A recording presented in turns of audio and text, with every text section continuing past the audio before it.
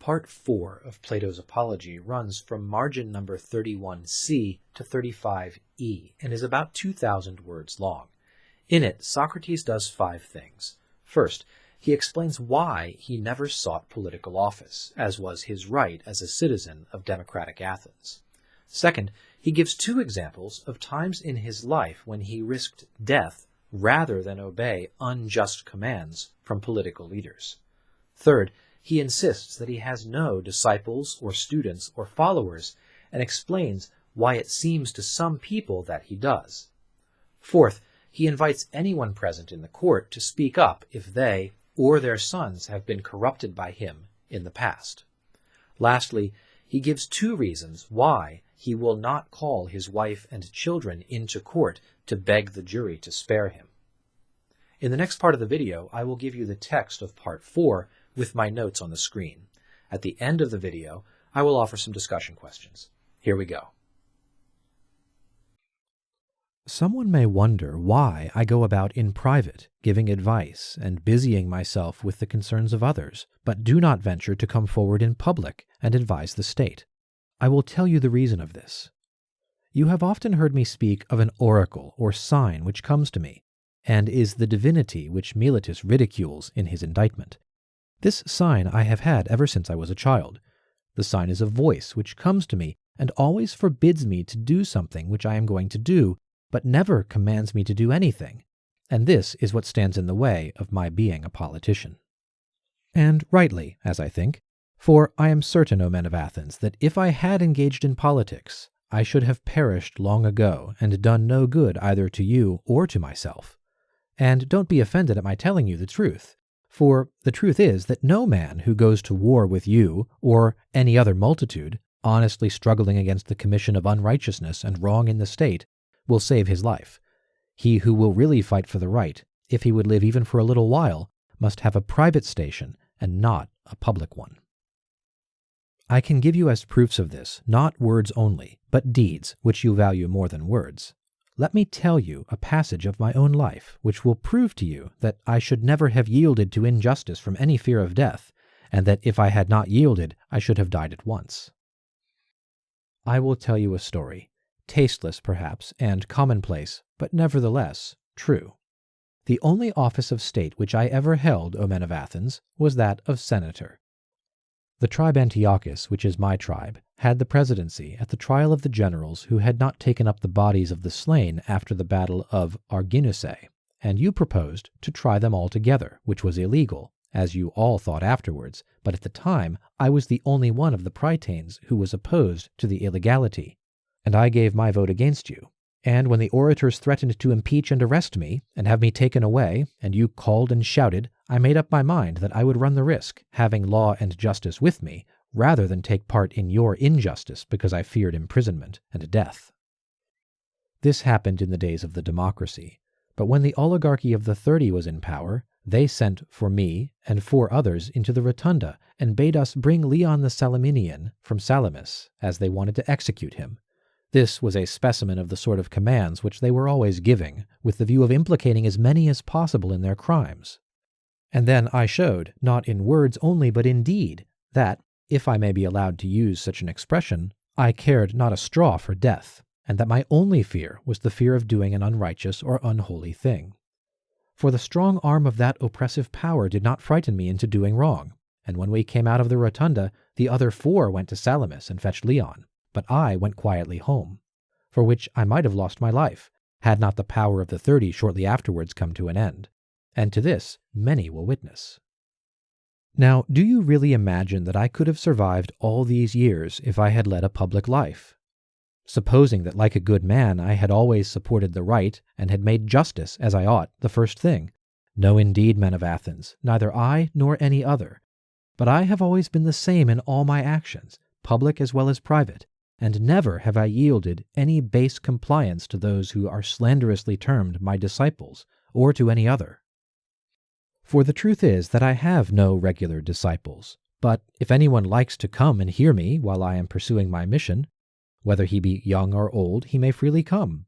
Nor do I converse with those who pay only, and not with those who do not pay, but anyone, whether he be rich or poor, may ask and answer me and listen to my words.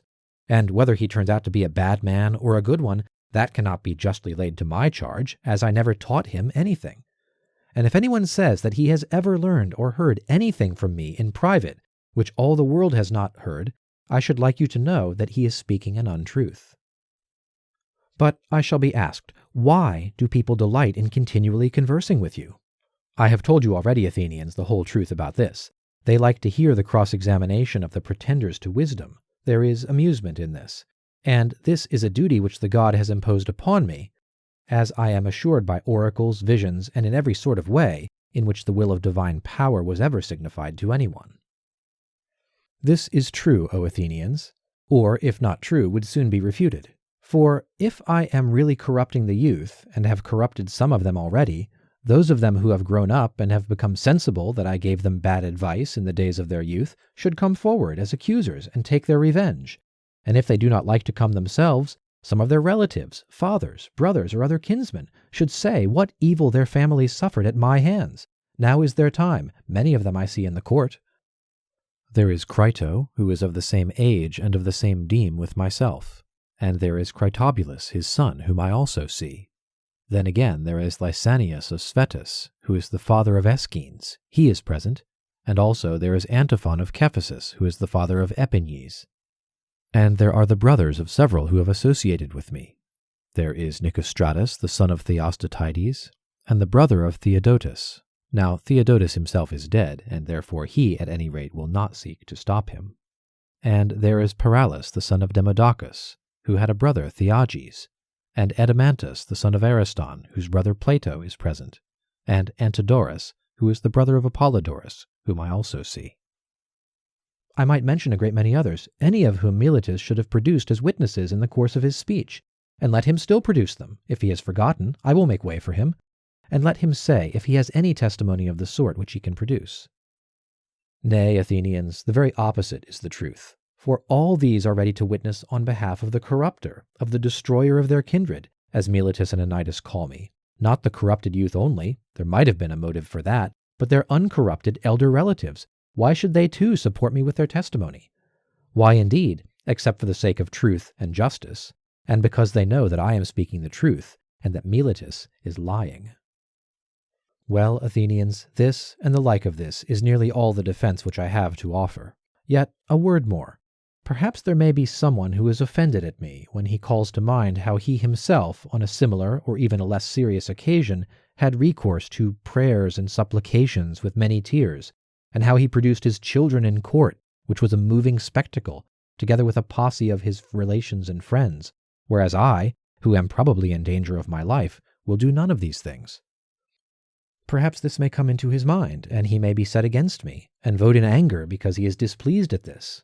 Now, if there be such a person among you, which I am far from affirming, I may fairly reply to him, My friend, I am a man, and like other men a creature of flesh and blood, and not of wood and stone, as Homer says, and I have a family, yes, and sons.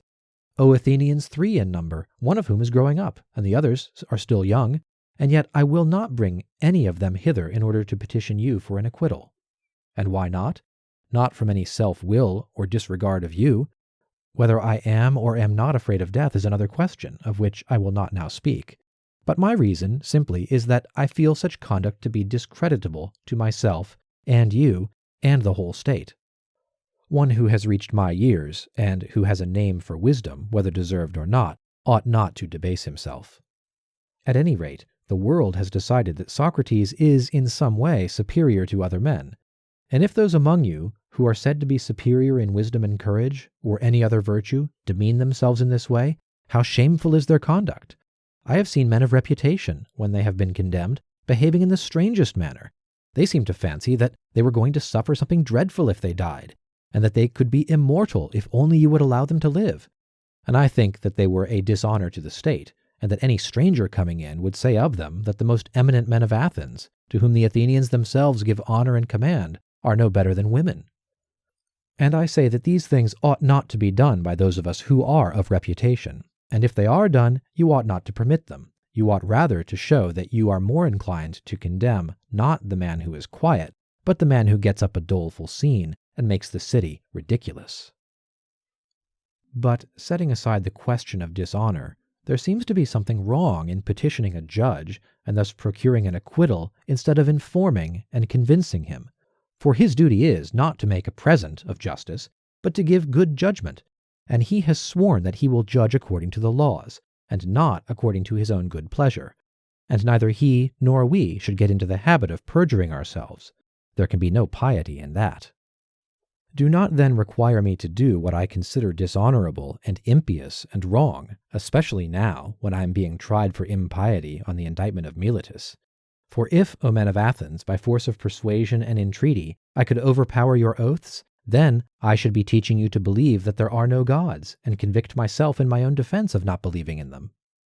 But that is not the case, for I do believe that there are gods, and in a far higher sense than that in which any of my accusers believe in them. And to you and to God I commit my cause, to be determined by you as is best for you and me. Now, here are my discussion questions for Part 4 of Plato's Apology. First, does Socrates make a convincing case that democratic political action is incompatible with living a virtuous life? Second, should Socrates have called his family to plead for him? Are either of his reasons for not doing so good reasons? Or is he being arrogant or foolish? Those are my discussion questions for Part 4 of Plato's Apology. Thanks for watching today. Goodbye.